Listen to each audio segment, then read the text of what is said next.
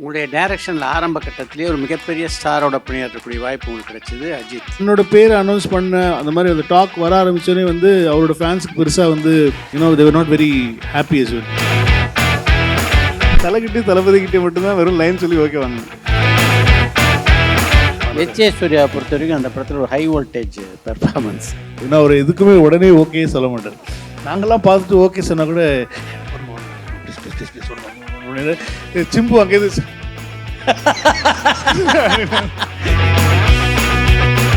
ஏன்னா நம்ம ஊரில் வந்து ரைட்டர்ஸ் அப்படின்றதுக்கே வந்து நிறைய பேர் ஆர்வம் பெருசாக காட்ட மாட்டேங்கிறாங்க. Please start writing a lot. தமிழில் ஒரு படம் பண்ணி ஹிட் ஆயிடுச்சுன்னா ரைட்டருக்கு தான் ரீமேக் காசு, டேரக்டருக்கு கிடையாது.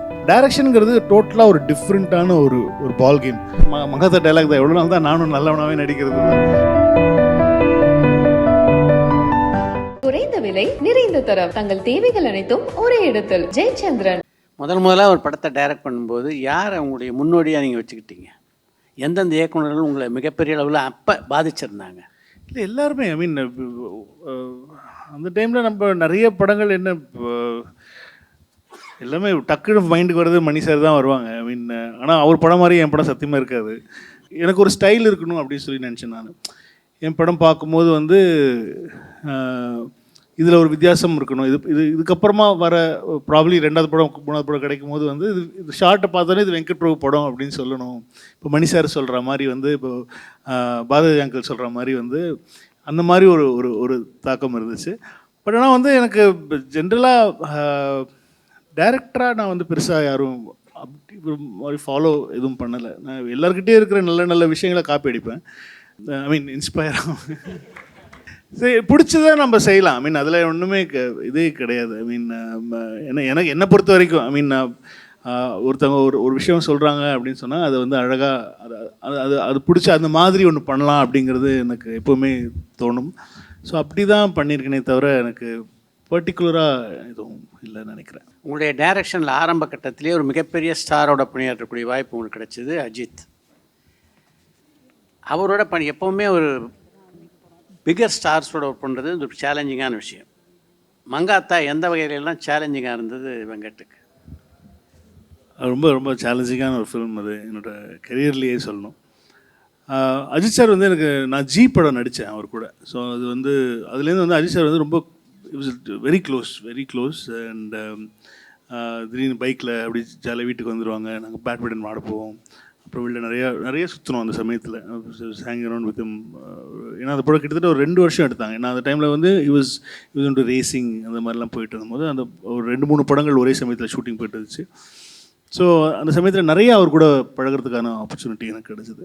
சென்னை 28 முடிஞ்சதுலேருந்தே சென்னை 28 ப்ரிவ்யூவில் பார்த்தாரு சார். பார்த்துட்டு அதுலேருந்தே வந்து என்னை வந்து நிறைய பேர்கிட்ட ரெக்கமெண்ட் பண்ணாங்க. இப்போ சொல்லலாம்னு நினைக்கிறேன், நிறைய நாள் ஆகிடுச்சு. ஈ சென்ட் மீ டு ஐங்கரனில் வந்து நீ போய் சொல்லு அங்கே அப்படின்னு சொல்லி அவர் பேசிவிட்டு அவருக்கு படம் பண்ணுறதுக்கு அடுத்ததே வந்து அந்த சமயத்தில் நான் போய் பேசினது போது தான் வந்து ஈகனும் ஏதோ ஒன்று பண்ணாங்கன்னு நினைக்கிறேன். ஈகன் தான் நினைக்கிறேன். அதுக்கப்புறமா வந்து அது நடக்கலை. அதுக்கப்புறமா வந்து சிவாஜி ஃபிலிம்ஸ்க்கும் அனுப்பிச்சாங்க. சிவாஜி ஃபிலிம்ஸ்க்கு அடுத்தது ஒரு படம் சரோஜா முடித்த அப்புறமா அனுப்பிச்சாங்கன்னு நினைக்கிறேன். அதுக்கப்புறம் அதுக்கு போகும்போது அங்கே வந்து அப்போ வந்து அசல் பண்ணாங்கன்னு நினைக்கிறேன். அசல் தான் பண்ணியிருந்தாங்கன்னு நினைக்கிறேன். ஸோ அப்படி தள்ளிக்கிட்டே இருந்துச்சு. அவருக்கு ஏதோ ஒரு நம்பிக்கை இருந்துச்சு, இவன் ஏதோ ஒன்று பண்ணுவான் போல, ஏதோ ஏமாத்திடுறான் அப்படின்ற மாதிரி வந்து அவருக்கு ஏதோ ஒரு நம்பிக்கை இருந்துச்சு என் மேலே. ஸோ அது வந்து அது ஸோ அதனால் அந்த கதை பண்ணும் போதே வந்து நான் அவருக்காக பண்ணப்பட்ட கதை கிடையாது மங்காத்தா வந்து நான் ஜென்ரலாக ஒரு ஹைஸ்ட் ஃபிலிம் பண்ணணும் அப்படின்னு சொல்லி தான் நான் ஆரம்பித்து பண்ணேன். அதில் ஒரு கேரக்டர் கொஞ்சம் மெயினாக இருக்கிற ஒரு கேரக்டர் ஒன்று இருந்துச்சு. தேர்ச்சியாக பேசப்போ அவர் வந்து அவர் வாழ்த்து சொல்ல கூப்பிட்டார். இதே Cloud9 பண்ணுறியா மேடா, கங்க்ராச்சுலேஷன் சூப்பர் அப்படின்னு சொல்லிட்டு ஜென்ரலாக சொன்னார். பிரபுன்னு தான் கூப்பிடுவார். பிரபு இந்த மாதிரி ஒரு நெகட்டிவில் ஏதாவது நல்லா யோசி, எனக்கு ஏதாவது ஒரு நெகட்டிவ் கேரக்டர் பண்ணணும்னு ஆசையாக இருக்குது, ஏதாவது ஒன்று பண்ணணுன்னே நான் அப்படின்னேன். என்ன அப்படின்னாரு. இல்லை இதுலேயே ஒன்று இருக்குது, என்ன இருக்குது அப்படின்னு சும்மா ஜென்ரலாக அந்த ஐடியாவை சொன்னேன். நான் ஒரு 5 பேர் கெட்டவங்க, அதில் ஒருத்த மட்டும் ரொம்ப ரொம்ப கெட்டவன், ஒரு ஹைஸ்ட்டு விச் கோஸ் ராங். நல்லா இருக்கே பண்ணலாமே, இவ்வளோ தான் சொன்னேன் நான். அவருக்கு என்ன பிடிச்சதுன்னு தெரியல. அதுக்கப்புறமா வந்து அந்த கதையை had to change the whole script according to Thala. அவருக்கு ஏன்னா அவரோட 50வது படங்கிற ஒரு டேக் வேறு அதில் சேர்ந்துருச்சு.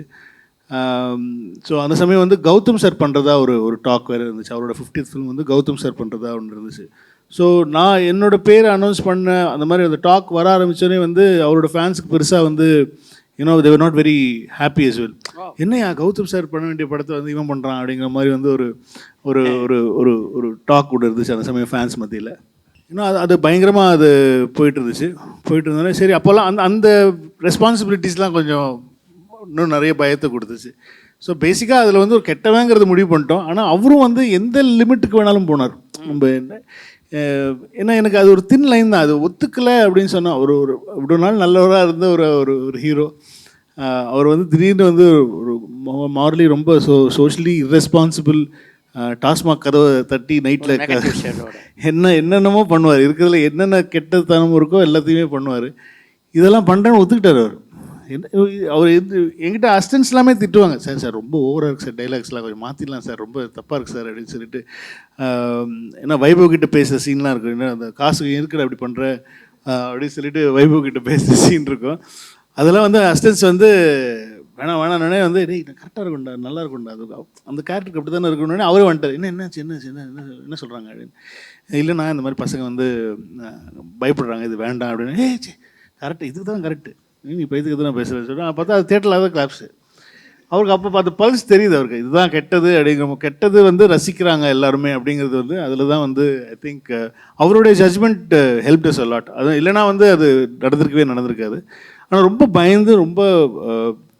பயந்து தான் பண்ணோம். அது ரொம்ப ஒத்துக்கணும். அது ஒரு கண்டிப்பாக அந்த படத்துக்கு ஃபேமிலி ஆடியன்ஸாக வருவாங்களாங்கிறது எங்களுக்கு அப்போவே டவுட் இருந்துச்சு.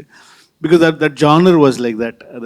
அது வந்து அது அந்த ஜானருக்கு எப்படி ட்ரூத்ஃபுல்லாக இருக்கணுமோ அவ்வளோ ட்ரூத்ஃபுல்லாக நாங்கள் பண்ணியிருப்போம்.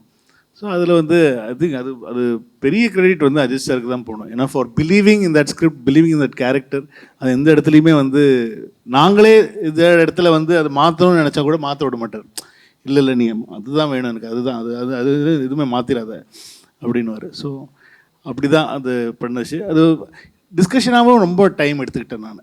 ஏன்னா அது திடீர்னு என்னோடய ஃபஸ்ட்டு ஒரு ஒரு மிகப்பெரிய ஹீரோவோட ஒரு படம், அவருடைய 50வது படம்ன்ற போது கொஞ்சம் நிஜமாக கொஞ்சம் பயந்தேன் தான் அந்த சமயத்தில். அது கரெக்டாக பண்ணிடணும் அப்படிங்கிற, ஏன்னா அவரும் பயங்கர நம்பிக்கை வச்சுருந்தார். வெறும் ஒரு ஐடியாக்கே வந்து அவர் ஓகே சொல்லிட்டார். ஸோ அவரோட நம்பிக்கையும் நம்ம வந்து அதுக்கு எடுத்துடக்கூடாது அப்படிங்கிறதுல ரொம்ப தெளிவாக. ஏன்னா ஷூட்டிங் போகிறதுக்கு 2 நாள் முன்னாடி தான் அவர்கிட்ட வந்து ஃபுல் கதை நரேஷனே சொன்னேன் நான். ஸோ அந்த அளவுக்கு அவருக்கு வந்து அந்த நம்பிக்கை இருந்துச்சு இந்த படத்து மேலே. ஸோ அதுக்கப்புறம் எந்த இடத்துலையுமே எந்த சேஞ்ச் எதுவுமே சொன்னதே கிடையாது. ஸோ அப்படி தான் நான் உண்மையிலேயே வந்து சொல்லணும் அப்படின்னு சொன்னால் வந்து தலைக்கிட்டே தளபதிக்கிட்டே மட்டும்தான் வெறும் லைன் சொல்லி ஓகே வாங்கினேன். வேறு எல்லாருக்கிட்டையும் ஃபுல் கதை சொல்லியே ஓகே ஆனதில்லை.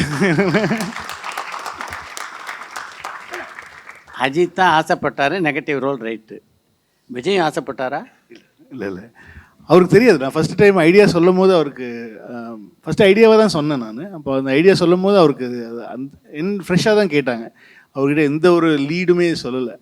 ஸோ அந்த இன்டர்வல் பிளாக் சொல்லி முடிக்கும் போது பயங்கர ஷாக். ஒரு ஐடியாவாக தான் ஃபஸ்ட்டு சொன்னேன். ஃபஸ்ட்டு அந்த இன்டர்வல் பிளாக் வேறு மாதிரி இருந்துச்சு. ஆனால் வந்து அந்த பையன் வந்து நெகட்டிவ் அப்படிங்கிறதுல தான் இன்டர்வல் அவன் தான் பண்ணியிருக்கான் அவ்வளவும் அப்படிங்கிற மாதிரி தான் இன்டர்வல் பிளாக் பிளான் பண்ணியிருந்தோம்.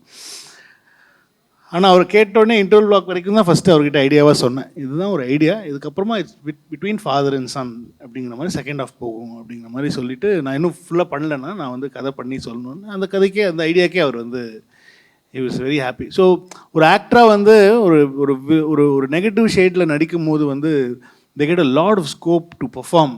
அது ஒரு இதே கிடையாது, ஒரு ஒரு பவுண்ட்ரிஸே கிடையாதுன்னு சொல்லுவாங்க. அது என்ன வேணாலும் அவங்க பண்ணலாம். ஸோ எல்லா ஆக்டர்ஸ்க்குமே வந்து அது ரொம்ப ஒரு ஒரு தீனி போடுற மாதிரி இவ்வளோ நாள் அதான் மகாதா டைலாக் தான், எவ்வளோ நாள் தான் நானும் நல்லவனாகவே நடிக்கிறது தான், இன்னும் போர் அடிச்சிருச்சு எல்லாருக்குமே. ஸோ அதனால் everybody would like to explore in to different அந்த ஜோன், ஒரு நெகட்டிவ் ஜோனு. இவரும் பெருசாக எனக்கு தெரிஞ்சு பிரியமுடனுக்கு அப்புறமா வந்து ஒரு நெகட்டிவ் ஷேடில் எதுவுமே ப்ராப்பராக நெகட்டிவ் ஷேடில் இதில் கூட வந்து நிறையா டவுட்ஸ் வந்துச்சு. கோட் பண்ணும்போது கூட கடைசியில் வந்து அப்பாவை பிள்ளையும் சேர்த்து RRR மாதிரி ஒரு ஃபேமிலியாக 2 பேரும் சேர்ந்து ஒரு வில்லனை வந்து அடித்தா, என்னடா அது பழைய படம் மாதிரி, ஏற்கனவே கதையும் பழசு, இந்த கதையை வந்து நம்ம புதுசாக சொல்லணும்னு சொல்லி வேறு பிளான் பண்ணுறோம். இதில் திரும்ப பழைய டைப்பில் திரும்ப அந்த 2 பேரும் அப்பாவும் பிள்ளையும் சேர்ந்தாங்க, அப்புறம் ஒரு வில்லன் வந்தாங்கிற மாதிரி சொல்லி எதுக்கு அப்படின்னு சொல்லிட்டு, இல்லை இவனை கடைசி வரைக்குமே வந்து ஒரு கெட்டவனாகவே வச்சிருவோம் அப்படின்னு சொல்லிட்டு எந்த இடத்துலையுமே வந்து அவன் மாறுறதுக்கான எந்த ஒரு ஹோப்புமே இருக்கக்கூடாது, இல்லை அது புதுசாக இருக்கும் அந்த கேரக்டருக்குன்னு சொல்லி அப்படி தான் எழுதணும். But so he love it. அவர் ஆனால் கேட்கவே இல்லை, அவர் நெகட்டிவ், அவர் சர்ப்ரைஸாக தான் அவர் கேட்டார் கதை கேட்கும் போது. வெங்கட் பிரபுடைய எந்த நேர்காணலும் மாநாடு படத்தை பற்றி பேசாமல் நிறைவடையாது. மாநாடு திரைப்படத்தை பொறுத்த வரைக்கும் அந்த ஆர்டர், இப்போ ரசிகர்கள்லாம் பார்க்குற ஆர்டர் இருக்கு, அதே ஆர்டர் தான் முதல்ல இருந்ததா படம் நீங்கள் உருவாக்கும் போது? ஆமாம், இது டோட்டலாகவே வந்து ரொம்ப என்னென்னா வந்து இந்த படம் ஆரம்பித்து இந்த கதை பண்ணுற போதே வந்து ஃபஸ்ட்டு டைம் லூப் இல்லாமல் தான் ஃபஸ்ட்டு ஆரம்பித்தேன். அதாவது கதைப்படி என்னென்னா வந்து ஒரு ஒரு முஸ்லீம் பையன் அவனை மேலே வந்து ஒரு ப்ளேம் போட்டுடுறாங்க, அதை எல்லோரும் நம்புகிறாங்க, அதுலேருந்து அவன் வெளில எப்படி வரான் இப்படிங்கிறது தான் ஒரு கதையாக இருந்துச்சு. அது என்ன ஸ்க்ரீன் ப்ளே பண்ணி என்ன சீன்ஸ் பண்ணாலுமே வந்து அது வந்து ஒரு ஒரு பார்ன் ஐடென்டிட்டி, ஒரு ஒரு on the run kind of ஒரு ஒரு ஒரு ஒரு படமாக தான் அது இருந்துச்சு. அது நம்ம எல்லாருமே நிறையா படங்களில் பார்த்துருக்கோம், எல்லாமே பண்ணியிருக்கும் போது இதில் ஏதோ ஒன்று புதுசாக தெரியல. ஏதோ அதில் அது ஐடியாவாக வந்து என்னென்னா வந்து ஒரு ஒரு ஒரு ஒரு இஸ்லாமிய பையன், அவனுக்கு வந்து அவன் மேலே பழி போட்டுடுறாங்க, ஸோ ஒரு சமூகமே பாதிக்கப்பட போகுது அதை வச்சு ஃப்யூச்சரில் அப்படிங்கிற போது அது அது ஒரு ஒரு ஒரு பொலிட்டிக்கலான ஒரு ஒரு விஷயமா இருந்துச்சு. பட் ஆனால் இதை எப்படி நம்ம புதுசாக சொல்கிறது அப்படின்னு ரொம்ப யோசிச்சுட்டு தான் திடீர்னு சும்மா ஐடியாவாக சொன்னேன் நான். வாட் இஃப் அங்கே வந்தால் அந்த இடத்துல வந்து செத்து போனோடனே அப்படி திரும்ப வந்து ஃப்ளைட்லேயே முடித்தான் அப்படின்னோடனே வந்து கொஞ்சம் இன்ட்ரெஸ்டிங் ஆச்சு. முதல்ல வந்து நிறைய பேருக்கு புரியல, அது என்ன கனவா அப்படின்னு கேட்டாங்க. இல்லை கனவு இல்லை, அது நடந்துச்சு. எப்படி நடக்கும்? நடந்துச்சியா? இந்த மாதிரி நடந்துச்சு. அவன் அந்த நாளுக்குள்ளே எப்படி ஒருத்தர் நாளுக்குள்ளே மாட்ட முடியும்? என்ன பைத்தியக்காரத்தனம் இல்லை இது அப்படின்னே அவங்களுக்குலாம் வந்து நான் வந்து இந்த கிரவுண்ட் ஹாக் டே இந்த படங்கள் இந்த ஜானரில் வந்த படங்கள், டைம் லூப் படங்கள்லாம் வந்து போட்டு காட்டி அதுக்கப்புறமா வந்து புரிய வச்சு இந்த மாதிரி ஒரு ஜானர் இருக்குது. அப்புறம் வந்து அந்த டாம் க்ரூஸோட எட்ஜ் ஆஃப் டுமாரோ அப்படின்னு சொல்லி ஒரு ஃபிலிம் இருக்கும். இப்போ கிரவுண்ட் ஹாக் டேலாம் பார்த்தீங்கன்னா எதனால அவனுக்கு ரிப்பீட் ஆகுதுன்னு சொல்லி இப்போ பார்த்தா கூட புரியாது, ஆனால் அவனுக்கு ரிப்பீட் ஆகும். ஸோ ஆனால் வந்து நம்ம ஊர் மக்களுக்கு வந்து என்னென்னா வந்து அதுக்கு ஒரு ரீசன் சொல்லணும். இதனால தான் வந்து இப்போ நம்ம அவனுக்கு வந்து அந்த அந்த இது ரிப்பீட் ஆகுது, இந்த நாளுக்குள்ளே மாட்டிகிட்டு இருக்கான் அப்படிங்கிற ஒரு பர்பஸ் கொடுக்கணும். அது வந்து நம்ம வந்து கொஞ்சம் ரிலீஜியஸாக கொடுத்தோன்னா நம்ம பிஎன்சி ஆடியன்ஸுக்கும் ஈஸியாக புரியும் அப்படிங்கிறதெல்லாம் சொல்லி அதுக்கப்புறமா பிளான் பண்ணி அதுக்கப்புறமா பண்ணது தான். பட் ஆனால் வந்து எங்களுக்கு அந்த சிம்பு அந்த சமயத்தில் வந்து நடுவில் நடிக்கிறதா இருந்துச்சு, அப்புறம் வெளில போயிட்டார். அப்புறம் வந்து இப்போ ப்ரொடியூசருக்கும் சிம்பு அவங்களுக்கும் சின்ன மிஸ் அண்டர்ஸ்டாண்டிங் வந்துச்சு. அந்த சமயத்துலலாம் வந்து எங்களுக்கு கதை பண்ணுறதுக்கான டைம் நிறையா அமைஞ்சு நல்ல காலம் சண்டை போட்டுக்கிட்டாங்க. ஆமாம், நல்ல வேலை. பட் ஆனால் வந்து அதுக்கப்புறமா நாங்கள் அது என்னால் வந்து அந்த படத்தை வந்து அந்த சமயத்தில் வந்து ரிவர்ஸில் கூட சொல்ல முடியும். அந்த அளவுக்கு மைண்டில் வந்து எடிட் ஆர்டரோட படத்தோட script, screen play, every thing was locked. எல்லாமே வந்து பக்காவாக லாக் ஆகிடுச்சு. ஏன்னா வந்து இதை நான் ஒரு ஆக்டர்கிட்டையும் சொல்லி புரிய வச்சு அவங்கள நடிக்க ஓகே வாங்கணும். இப்போது சிம்பு அவங்களும் ஒரு டைரக்டர், ஸோ அவங்களுக்கு சொல்லும் போதும் அது புரியணும். எஸ்.ஜே. சூர்யா சார் உள்ள இருக்காரு, அவர்கிட்டையும் நான் சொல்லணும், அவருக்கும் புரியணும், அவர் ஒரு டைரக்டர். எஸ்.ஏ.சி. சார்கிட்ட சொல்லணும், அவர் ஒரு டைரக்டர். எல்லாருமே நிறைய டைரக்டர்ஸ் ஆர் இன்வால்வ் இந்த ஃபிலிம்ஸ். எல்லாருக்கிட்டையுமே சொல்லி அதை புரிய வச்சு இது எப்படி அப்படிங்கிறத வந்து அது நம்பிக்கைத்தன்மையாக அதை கொடுத்து அதை வாங்கி அதை பண்ணி அப்படி தான் வந்து அது ஆரம்பிச்சது. So the script was completely locked. அதாவது வந்து கதை சொல்லும் போதே அப்படி என்னென்னா வந்து இந்த இடத்துல வந்தால் வெட்டினா அது வீடியோ கேம் ஃபார்மேட்டில் வந்து திரும்ப அதை உள்ள சண்டை போட்ட இடம், கடைசியில் வந்து வெட்டினா அந்த எந்த ரூமில் தங்கியிருக்க அப்படின்னு சொல்லி கேட்பான். இந்த ஹோட்டலில் இந்த ரூம் அப்படின்னா வெட்டினோடனே கடத்து ஹோட்டல் வாசலில் நின்றுட்டுருப்பாப்புல. ஸோ அந்த கட்டோடு நாங்கள் வந்து அந்த மாதிரி ஒரு கட்ஸு இப்போ இன்டர்வல் வரைக்கும் வந்து இதை சொல்லிடலாம். இன்டர்வலுக்கு அப்புறமா வந்து ஃபஸ்ட் ஹாஃபில் பார்க்காத சீன்ஸாக இருக்கணும் செகண்ட் ஹாஃபில் அப்படின்ற மாதிரி வந்து அது. So it work out very well. எங்களுக்கு ரொம்ப எவ்ரி டிபார்ட்மெண்ட் வந்து அந்த படத்துக்கு வந்து பயங்கரமான ஒரு ப்ளஸ் எங்களுக்கு. Technically super film. ஆமாம், எல்லா டிபார்ட்மெண்ட்டுமே, யுவனாக இருக்கட்டும், பிரவீனாக இருக்கட்டும், ரிச்சர்டாக இருக்கட்டும், செல்வா மாஸ்டராக இருக்கட்டும், எவ்ரி டிபார்ட்மெண்ட் வந்து you know they did their job very well. So அது ஒரு பயங்கரமான ஒரு டீம் ஒர்க்கான ஒரு ஃபில்மாக தான் சொல்லணும். பட் ஆனால் everything was already written. எல்லாமே எழுதி எல்லாமே ஃபிக்ஸ் ஆகி இதுதான் அப்படிங்கிறது வச்சுட்டு தான் நாங்கள் வந்து போனோம். ஸோ அதில் வந்து எந்த இதுவுமே எடிட் டேபிளில் வந்து எங்களுக்கு ரொம்ப பெரிய விஷயத்தை வந்து கன்வே பண்ணணும், இந்த டைமுக்குள்ளே கன்வே பண்ணணுங்கிறது வந்து எஸ்ஜே சூர்யா சாருடைய ஃப்ளாஷ்பேக். அதான் அவருக்கு எப்படி அந்த லூப்புக்குள்ளே மாட்டினார், அவர் யாருங்கிற ஒரு சின்ன ஒரு செகண்ட் ஆஃப் ஆரம்பித்தோடனே ஒரு கதை ஒன்று போகும். ஸோ அது நிறையா எடுத்துட்டோம். அதை வந்து எப்படி நம்ம வந்து இந்த டைம் ஜோனுக்குள்ளே சொல்லணும், அது ஆடியன்ஸ்க்கு புரியணும் அப்படிங்கிறது வந்து ரொம்ப அழகாக அது பிரவீன் ஒன்று பண்ணியிருப்பார். மற்றபடி வந்து every thing was all set and clear. அப்படி தான் எச்ஏ சூர்யா பொறுத்த வரைக்கும் அந்த படத்தில் ஒரு ஹை வோல்டேஜ் பெர்ஃபார்மன்ஸ், அந்த ஸ்கேல் நீங்கள் ஃபிக்ஸ் பண்ணதா? அது நான் ரொம்ப கம்மி பண்ணது. அவர் ஏன்னா வந்து அவர் தெரியும், ஏன்னா அவர் இன்னும் ஜாஸ்தி அவங்க பயங்கர அனிமேட்டடாக இருக்கும், பயங்கர இதாக இருக்கும். நான் நிறைய இடத்துல இல்லை சார் இன்னும் கொஞ்சம் கம்மி இந்த மாதிரி பண்ணிக்கலாம் சார், கொஞ்சம் லைட்டாக பண்ணுங்கள் சார் அப்படின்னு சொல்லி பயங்கரமாக கெஞ்சி கூத்தாடி வாங்கின பர்ஃபார்மன்ஸ் தான் இது. சில இடத்துல வந்து அந்த சீனுக்கு தேவைப்படுது. அந்த செகண்ட் ஹாஃபில் வந்து அந்த ஃப்ரஸ்ட்ரேஷன்லாம் எங்களுக்கு ரொம்ப ஹெல்ப் பண்ணிச்சு. அவருடைய அந்த ஓவர் டூ பண்ணுவாங்கல்ல, அதெல்லாம் வந்து எங்களுக்கு வந்து கதைக்கு ரொம்ப ஹெல்ப். அந்த இடத்துலலாம் லெட் இட் அவராகவே இருக்கட்டும் அப்படின்னு சொல்லி மேக்ஸிமம் மற்ற இடத்துல எல்லாத்துலேயுமே வந்து நான் மேட் ஷுர் தட் நீங்கள் இப்போ பார்த்ததே வந்து ரொம்ப கண்ட்ரோல் பண்ணி பண்ண ஒரு எஸ்ஜே சூர்யா சார் தான் பார்த்தீங்க நீங்கள். இதில் இருக்கிற எஸ்ஜே சூர்யா சாருக்கும் நீங்கள் வந்து மார்க் ஆண்டனியில் இருக்கிற எஸ்ஜே சூர்யா சாருக்கும் பயங்கர வித்தியாசம் இருக்கும். அதில் இன்னும் ஹெவியாக பண்ணியிருப்பாங்க. ஸோ அதுதான் அவரோட மீட்ரு. அந்த மீட்டர்லேருந்து நம்ம இந்த மீட்டருக்கு கொண்டு வரணும். அவருக்கு அப்படி பண்ணது தான். ஆனால் இட் வாஸ் ஒண்டர்ஃபுல் எக்ஸ்பீரியன்ஸ் அவர் கூட ஒர்க் பண்ணுறது. ஏன்னா அவர் எதுக்குமே உடனே ஓகே சொல்ல மாட்டார்.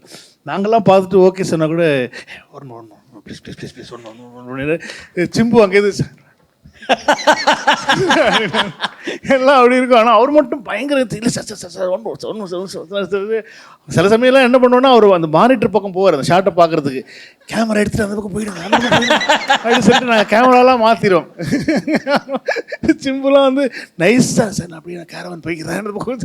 ஏன்னா அவர் விட மாட்டார். திரும்ப என்ன பண்ணாலும் வந்து அவர் வந்து திரும்ப ஒன் மோர் போயிட்டு அது இன்னும் கொஞ்சம் பர்ஃபெக்டாக பண்ணணும் அப்படின்னு சொல்லி ஆசைப்படுவாங்க. ஆனால் அதுவே பர்ஃபெக்டாக தான் இருக்கும். ஆனால் அதை தாண்டி இன்னும் ஒரு சின்ன ஒரு பர்ஃபெக்ஷன் தரணும்னு சொல்லி எப்போவுமே ஆசைப்படுவார். ஸோ இட் வாஸ் அந்த மாதிரியான ஒரு experience.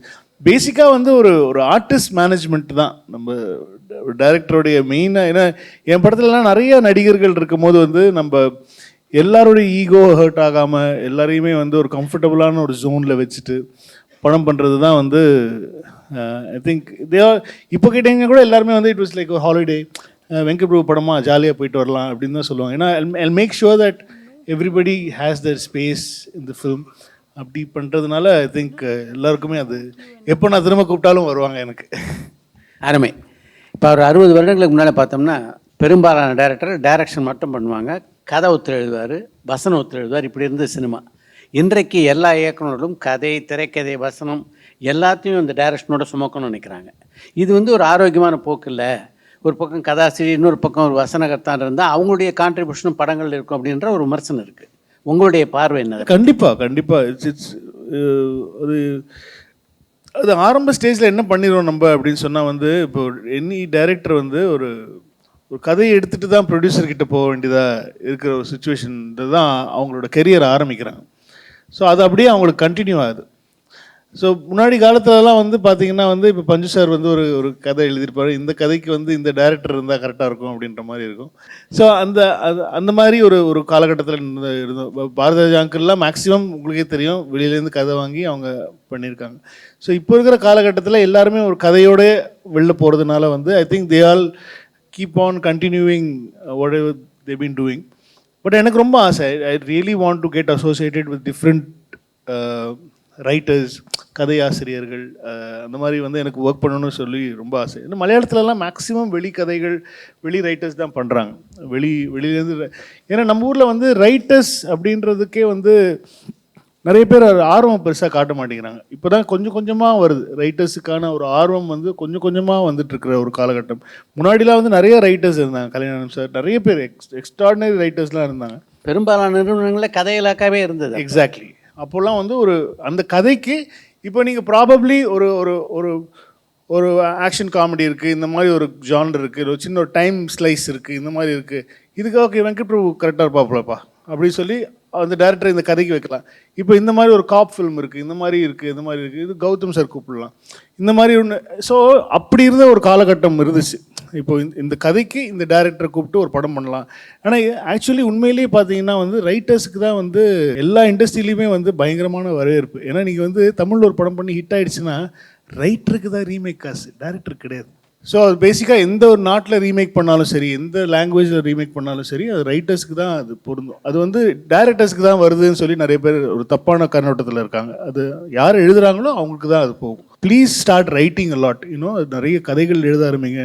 You should approach direction பண்ணாமல். டைரக்ஷனுங்கிறது டோட்டலாக ஒரு டிஃப்ரெண்ட்டான ஒரு பால் கேம்.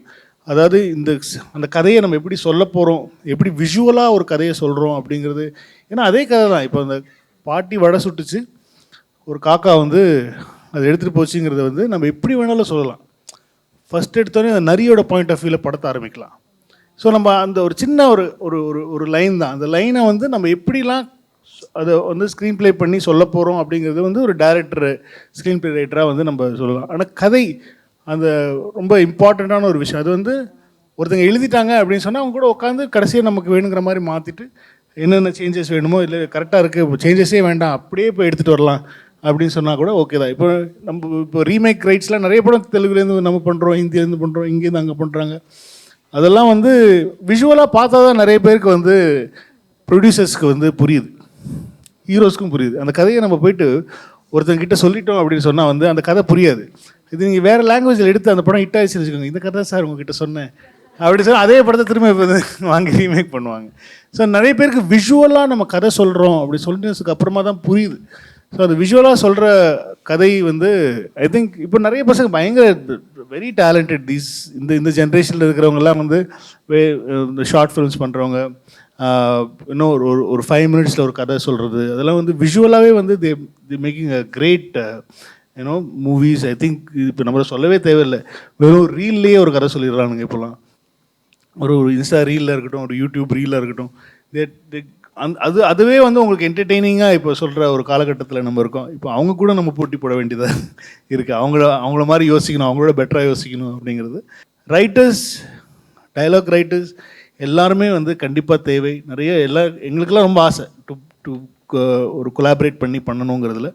ஸோ அதில் இப்போ தான் ஸ்லோவாக வந்து I'm started hiring different writers வெளிலேருந்து கொஞ்சம் அவங்களெல்லாம் ஹையர் பண்ணி அவங்க கூட பேசி அவங்களோட இன்புட்லாம் வந்து இப்போ தான் வந்து புதுசாக ஆரம்பிச்சிருக்கேன். இசைஞானி இளையராஜாவோடு பணியாற்றியது உட்பட கேட்குறதுக்கு பல கேள்விகள் இருக்குது. ஆனால் நேரமின்மை காரணமாக இந்த நேர்காணலை முடித்துக்கொள்ள வேண்டிய சூழ்நிலை இருக்கும். என்ன மாதிரியே உங்ககிட்டையும் நிறைய கேள்வி இருக்குது அப்படின்னு எனக்கு தெரியும். அந்த கேள்வி பதில் செஷனும் இன்றைக்கி வந்து இடம்பெறலைன்னா அதுக்கு காரணம் நேரமின்மை. Anyway, thank you, Venkat Prabhu. Thank you. It's wonderful morning today having Venkat Prabhu with us. Our relationship go a very long way.